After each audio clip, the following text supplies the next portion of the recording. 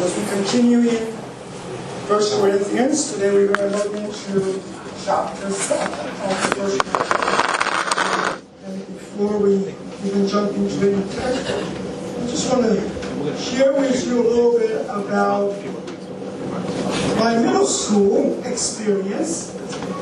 And why do I say middle school experience? The first time, my middle school experience is now almost 40 years ago. Okay?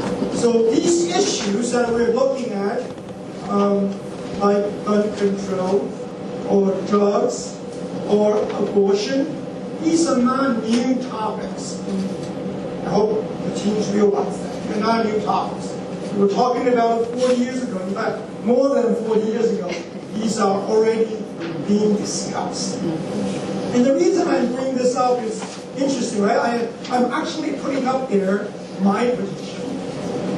And my position, as we debated in the school, and I was, because social study teachers say, okay, we want to put a debate together, and you need to debate on these points.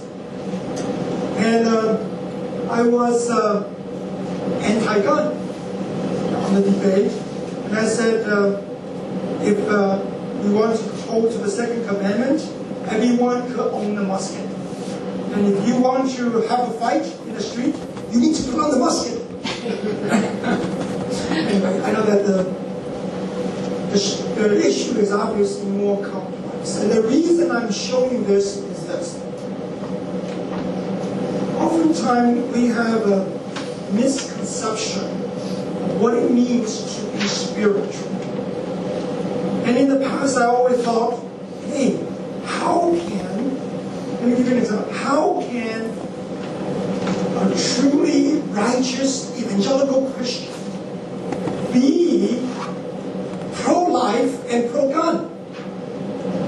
This to me is strange. But I have a lot of Texas colleagues who are great Christians. They, on their announcement in church and going home, they say, please make sure you park your gun properly in the trunk of your car. I'm like, what kind of announcement is that in church? I did not understand. But it does not mean that everyone needs to subscribe to John Lin's understanding of these issues to be spiritual. To me, I guess maybe pro-life is pro-life. I have a hard time dissecting a frog when I was little. I still have a hard time even, I go fishing, but I have a hard time cutting open the fish. I can do it. So I leave that to the Lord. What about the worm? The worm is different. I could put the worm on the hook. And so, I'm saying is, it's not, there is always a spectrum of what it means to be spiritual. On the one hand, those who are liberal, they think that in being liberal, you have to be tolerant, open-minded, and therefore that means you're spiritual. And on the other side, on the conservative side, they want to hold the truth very strictly and narrow, and therefore that's the only way to be spiritual. But then in this debate, there are people who hold to that extreme, like me. And I think myself to be spiritual, and I'm holding it to the different. And then in that extreme, we also change. I may have one view when I'm younger, but I am also changing. But what caused that change is what we need to be thinking about today in this room. That's why the title of my sermon is To Marry or Not to Marry. That is not the question. Because you will see that Paul fundamentally is not talking about marriage, although he is addressing a critical issue that the Corinthians facing. But yet, down to the basic, it's not just about marriage, but it's about how we walk with the Lord in life. And so, when Colin was mentioning, how he walks with the Lord, it's important is how we see who we are, and that anchoring in this, we are in a pilgrim walk. That's going to be important how we decide on some of the issues. And as young people, you're going to face the same issues because, in a way, adults in past 100 years never haven't been able to address this issue. Therefore, the teenagers are still dealing with this issue. Some related to truth, but many are actually cultural. And how do we see that with the word of the Lord impacting our culture? Because if we are being influenced just by the American culture of the second commandment, the first or second commandment, or second amendment, or of the Constitution, then we may have to be very careful in looking at what the Bible says. This is very related to what the Corinthians are talking about. The Corinthians, they have a misguided superior or spiritual superiority complex. On the one hand, here are people said, hey,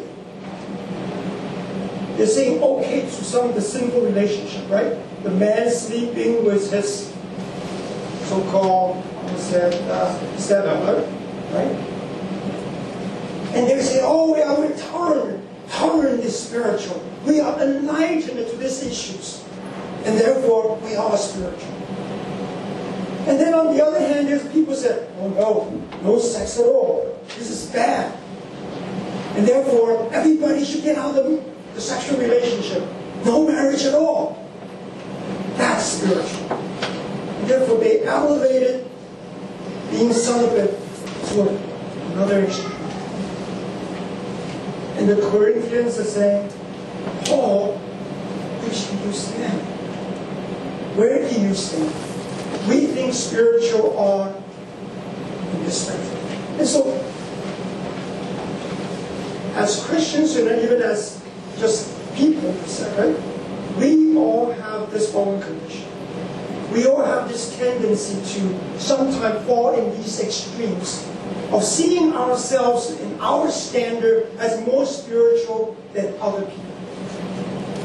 And that kind of fallen nature is, very, very, it reveals in my own heart when I drive. I think I gave this experience before, or this analogy before. Anybody driving faster than me is crazy. And anybody driving slower than me is also crazy. Right? So, that's because our fallen nature, we tend to see our own standard as more superior. And therefore, this is the misguided spirituality that Paul is dealing with. And then he's going to add to that a guiding principle of how we should see ourselves and how we should view how we walk with the Lord. So let's go into the text. In 1 Corinthians chapter 7, Paul starts with their question. They had a question. The Corinthian Christian had a good question in a way. Because they're struggling with something that is taught in the Scripture, what Paul had taught in the Scripture. And they are trying to walk with the Lord faithfully and trying to find out how they should apply what they've learned. And the slogan, unfortunately in the past, some of the traditional interpretation interpret this first line as Paul's, what Paul is advocating. But the first line actually being influenced by Gordon Fee, he's saying, no, that line is actually being repeated. Paul is repeating it back to the Corinthians. That's what they were saying. And so essentially the slogan that the Corinthians are saying is, because sexual immorality is occurring, it is good for a man not to have sexual relationship with a woman. That's their slogan. And therefore, based on that slogan, they're telling Paul, hey, we should all remain single. We should all be celibate. But then Paul's answer is this.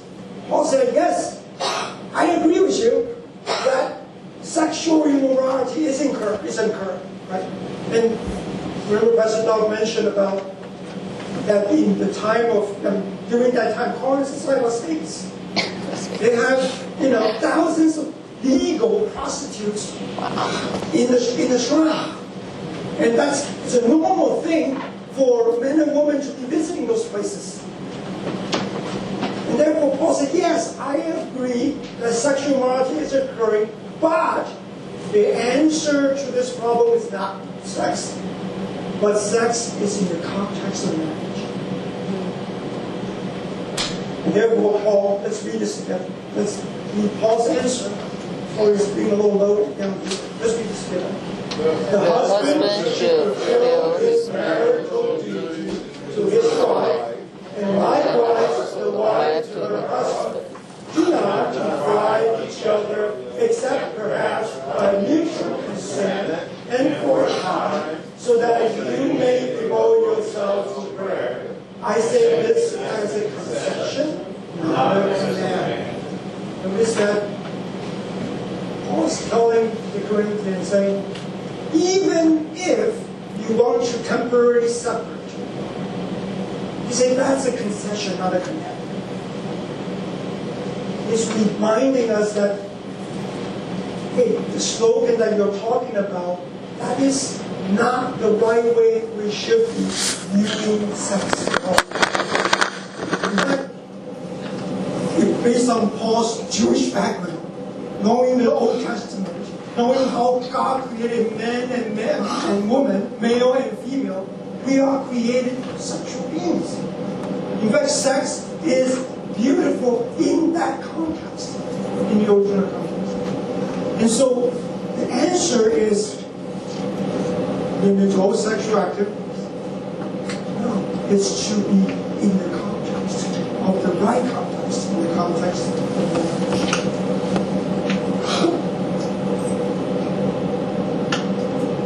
So the traditional interpretation is, Gordon said, is more Augustinian.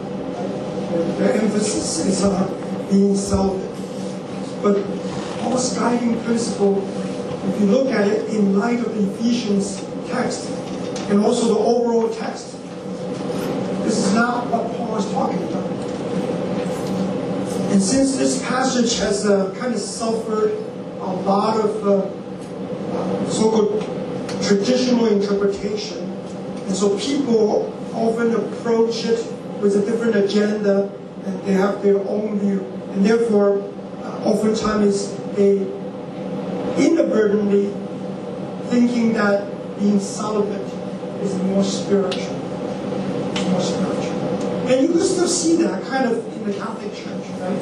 To be in the priesthood, you need to be celibate. But then there's also a reverse tendency. And both, I'm saying, there's always extremes. The other reverse tendency is there are some churches who will not ordain a man who's not married. Right? That is actually the other extreme. Why do you limit based on marriage? Ordaining or not ordaining? So that's why on both sides of the things we need to be very careful, because Paul is really telling us marriage or not marriage is not the important thing. What is important, he will tell us later. I'm going to share with you the basic principle, the guiding principle.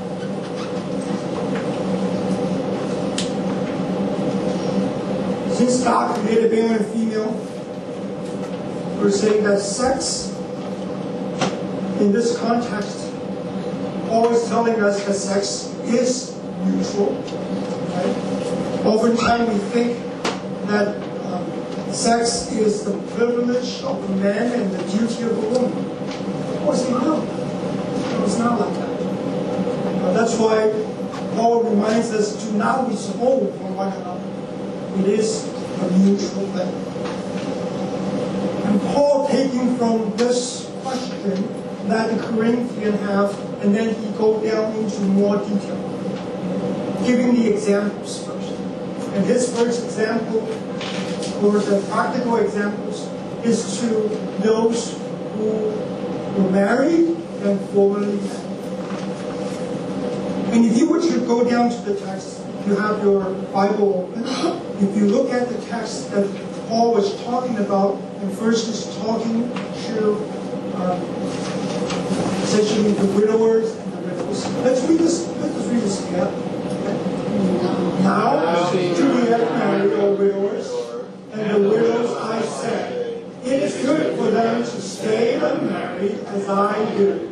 But if they cannot control themselves, they should marry, for it is better to marry than to burn with passion. And here there are two words that we need to be mindful first. Let me deal with those first. And first one is this word, unmarried. And I put another translation called widower. In the more traditional interpretation, they used to call it unmarried. But this word, the coined word in the text, is very rarely used, and it is better translated as widower. Otherwise, actually, it doesn't make sense later on in a greater context, because he's really not talking about those who never marry, but those who, became single again due to death of one.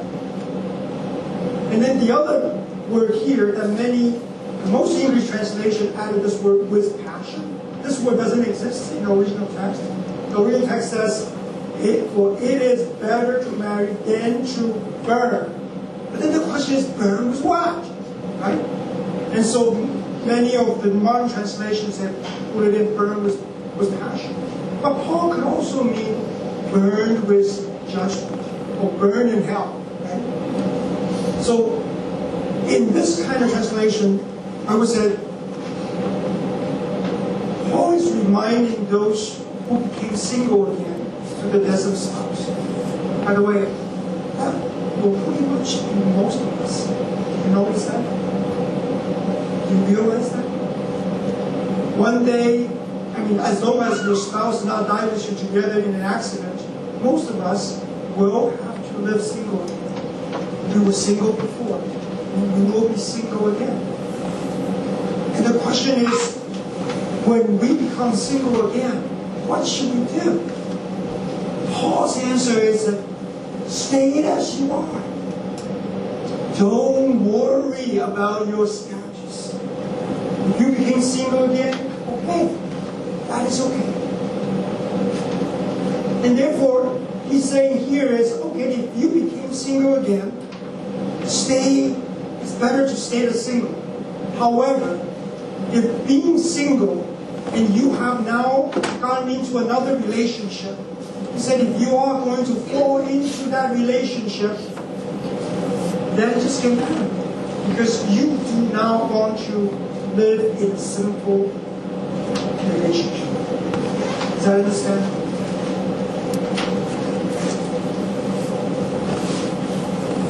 So that's the first one that Paul gave as an example. And then Paul again, to be complete, he gave another example. Right? And here he says to the married. Okay, to the married. To the married, these are to the Christian couples. In Corinth, it's a special issue.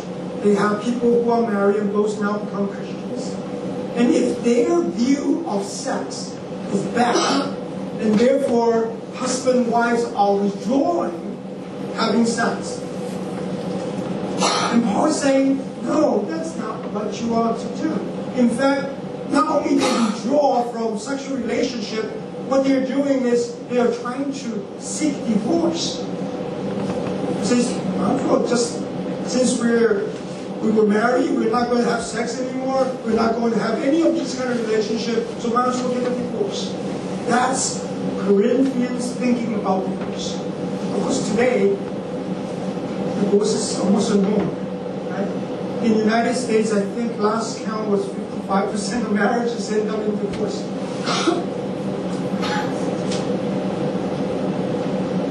So here, of course, a lot of people look at this text and people are thinking, about remarriage. But here Paul did not even mention really about remarriage per se, but really dealing with is it okay to divorce? And oftentimes people think both Paul and Jesus should be too strict, right? Because Paul said here, to the married, let's read together. To the married, I give this command, not I, but the Lord. A wife will not separate her husband, but if she does, she must remain unmarried or else be reconciled to her husband. And the husband does not divorce his wife. And here, actually, Paul is not saying there's no divorce. I don't know if you realize. Right? It's not no divorce. But if you are divorcing your husband or wife for the purpose of remarrying someone else, right? I mean, one of the most, not the most famous, but some famous cases, of course, Donald Trump being one of them, okay? Divorced his earlier wife so that she married another. Or Henry VIII, right? Henry VIII, how many wives did he divorce? Or if he cannot divorce, he killed them. And so that he can marry another. So if you are trying to divorce your wife just to marry another, Jesus said, no, that's not what the command is. Paul is saying, no, I mean, he agrees with the Lord. That's not to be done. Because in fact, if a Christian husband and wife cannot reconcile, right? For some reason, cannot reconcile, how can we be expected to become model of reconciliation before the Lord?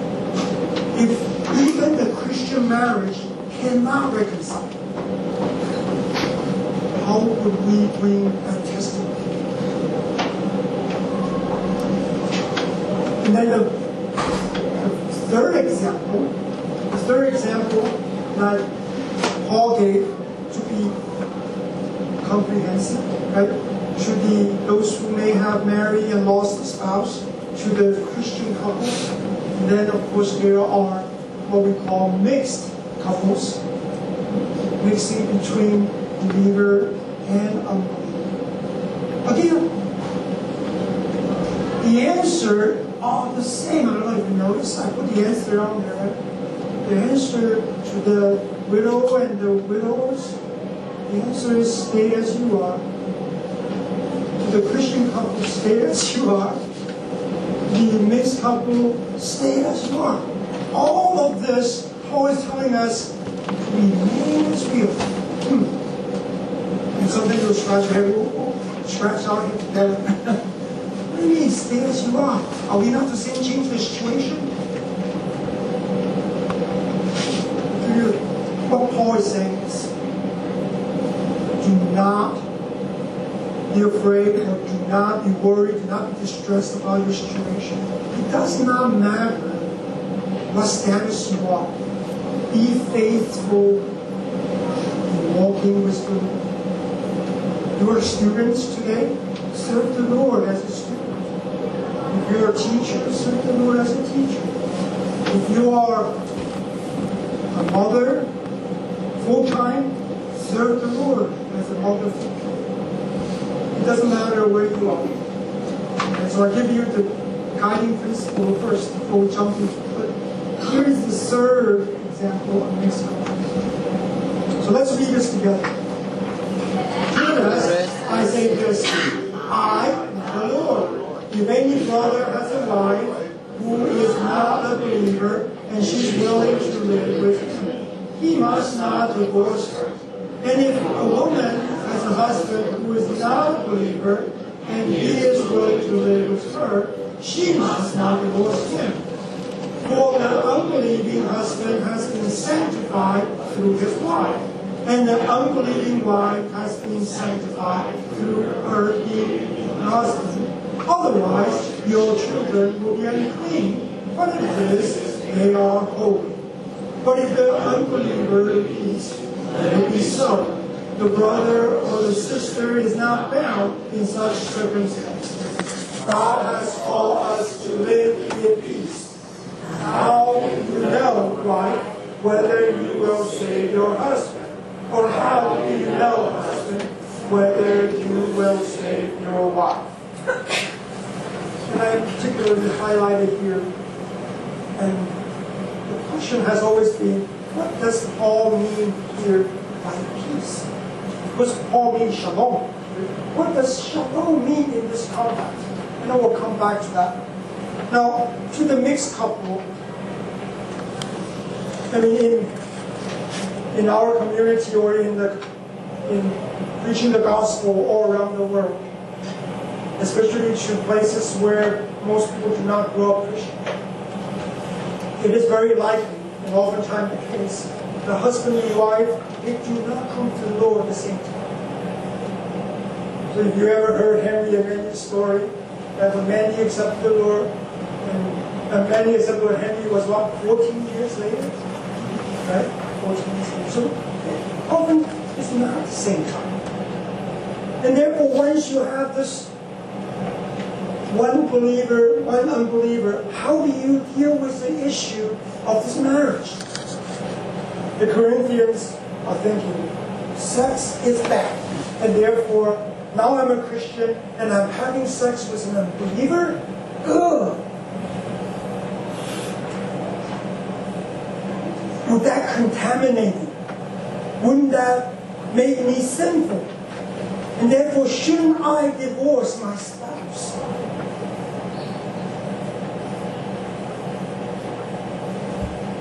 And Paul is saying what? What is Paul saying here? Stay as you are. He said, no, it's the reverse. You sanctify. He said, how would you know, right? How would you know you could save your wife? You actually do not. But we take it by faith that God is good. And therefore, this shalom, one of the interpretations of shalom is, if you are the believer, do not, on purpose, cause a dispute and cause your husband or wife, in a place where they will leave. Because you do not know. Do not be the one causing this dispute to happen. That's one way of interpreting this piece. But at the same time, right?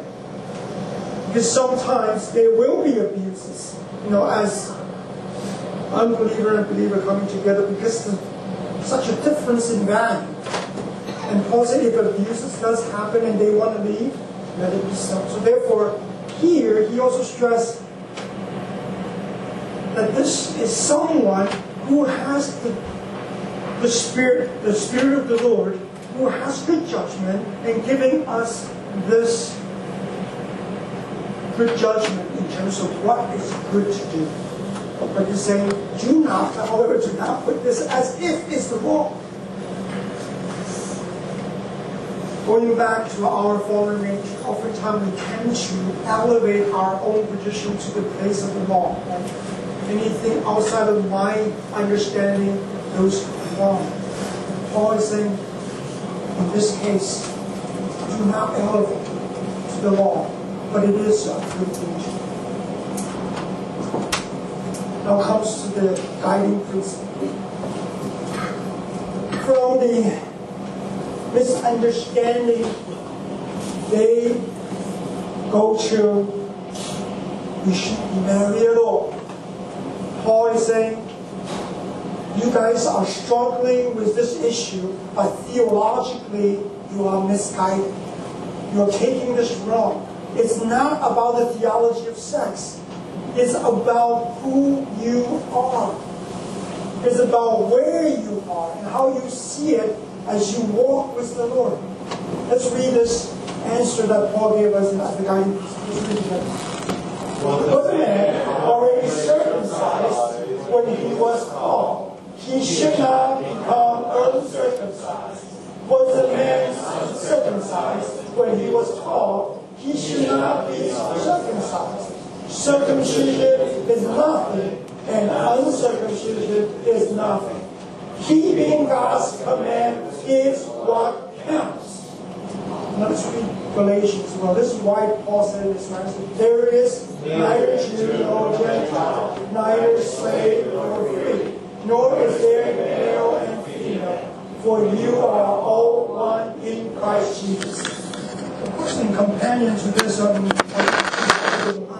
but the other related text in here, just following the context, is Paul talk about slaves and female. He said, if you are a slave when God called you, when you became a Christian, don't be distressed that you're a slave. It doesn't matter. If you were a slave, you have been set free by Christ. And if you are free, Jesus bought you with a price. You are a slave to Christ. Therefore, it doesn't matter if you are slave or free, you are now both slave and free. Guiding principle is kind of a strange place to be, right? Doesn't it? Talking about marriage, and then later on talking about marriage again. And then in the center of that text, he's talking about circumcision and slave and free. Now, oftentimes make you scratch your head. Or having a question mark. I don't know. What Paul is saying is, when you are looking at the issue of being married or not married, or later on he's going to talk about what food to eat, whether to eat or not to eat. He's saying it's really about who you are. What counts is wherever you are, whoever you are, when you are called, that you are keeping God's command, walking faithfully with the Lord, understanding that we are pilgrims. That's why Paul also said, if you have a beautiful car, you'll be driving it as if you don't have a car.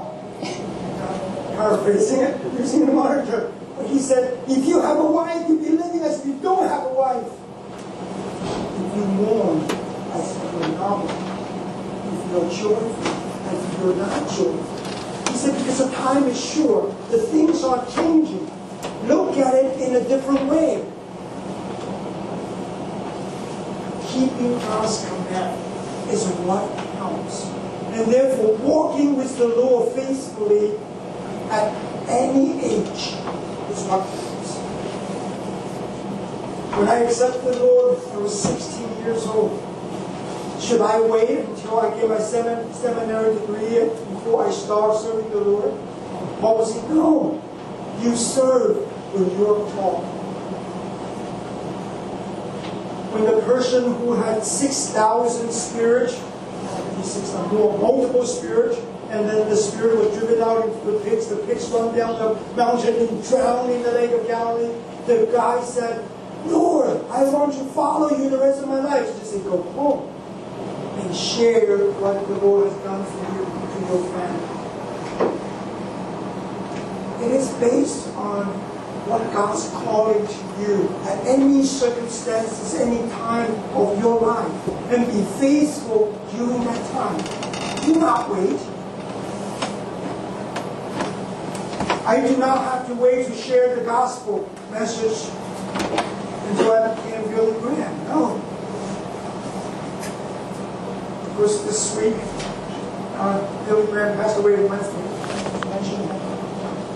You do not have to be Billy Graham to share the gospel.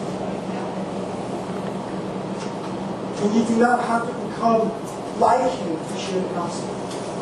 You share the gospel now, today, wherever circumstances, situation you are in. That's what it means, what Paul is saying, to be faithful. And therefore you take that, then you look at your circumstances, your society, and your culture. And then you are impactful in that culture, not the other way around. Knowing that we are pilgrims, we are citizens of another kingdom, then you impact this world.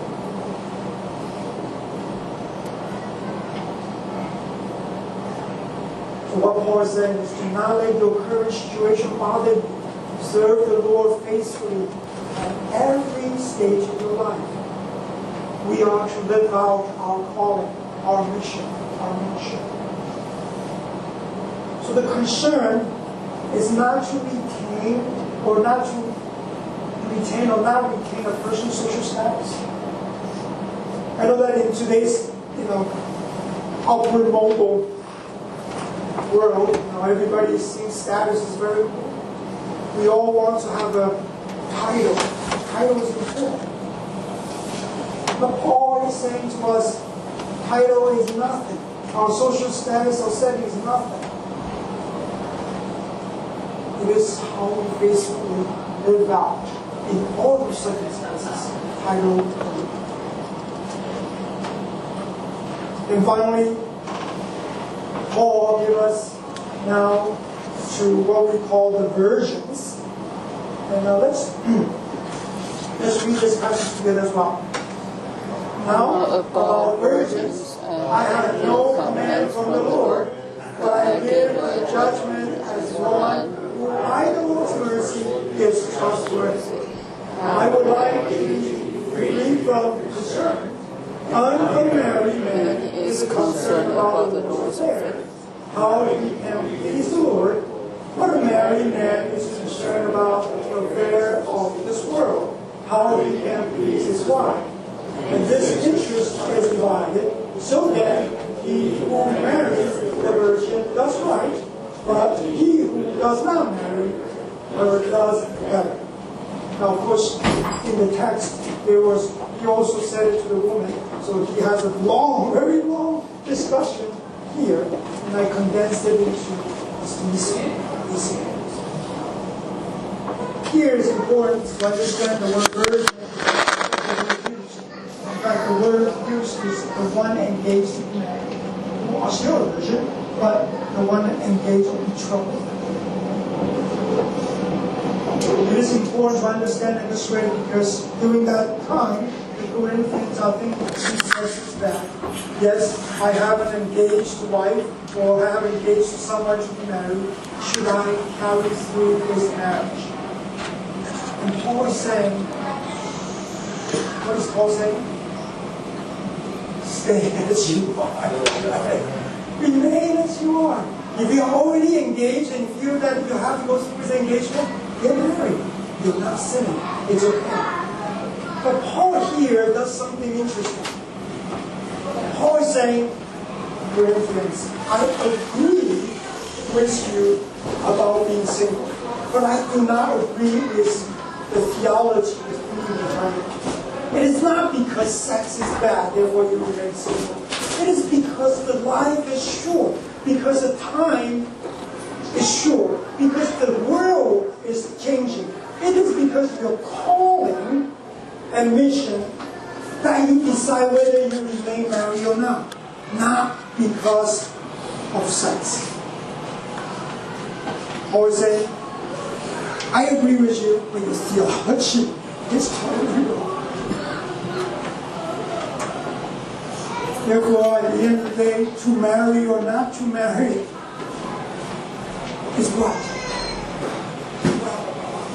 It's really not about our desire to marry one way or another, but fundamentally, we need to know our identity, about our calling. The basic principle that Paul gave us in terms of stay as you are is not to say that, hey, I'm a slave, I'm going to live all my life as a slave. In fact, Paul said, if you have an opportunity to get out of the situation, do get out of it. But do not be distressed.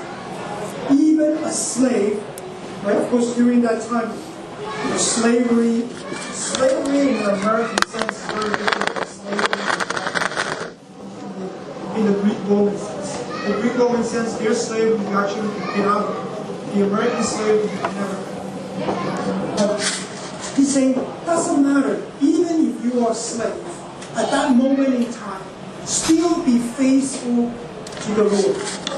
Because if you are faithful to the Lord, even in your slavery, maybe God can use that to change your household. Just like Joseph in Potiphar's house. He was actually a slave, right? He was bought as a slave and became like the head of the household. Not the head of the master, but the head house servant. Paul's judgment for the singles, he said, yes, it is preferred to remain single because of the trouble in the world. Yes, sometimes singleness is better for some missions. The Lord, but ultimately Paul is saying, it is not wrong to marry. It's not sinful to marry. It will be based on your prayer. We are, right? We are pilgrims. So we should not forget where we are going. As Christians, we do not actually abandon the world. We are in the world, but not of the world. We are not to let this age, this world, dictate our existence. In fact, we are to understand who we are to impact this world. We need to understand that we are marked out for eternity. Our home is not here. However, until the Lord's second coming, until we are finally consummated with our Lord Jesus, yes, we will see some of these distresses and trouble, and they are common to our life. So being spiritual in this age does not mean to live like angels, neither marry nor live in marriage. It is in light of this present situation, even today, actually today, we are almost like the age in Corinthians, right? In today's world, our sexual relationship is terrible in a sense, worse in many ways. Even during this time, God's calling is that we are to remain either single or married, being faithful